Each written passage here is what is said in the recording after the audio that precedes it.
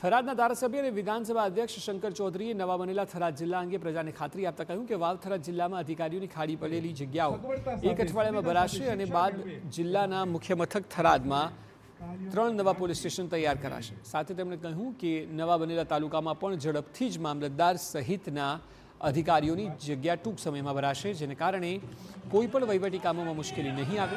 શંકર ચૌધરીએ કહ્યું કે આગામી 26મી જાન્યુઆરીનો રાજ્યકક્ષાનો કાર્યક્રમ પણ થરાદમાં યોજાશે।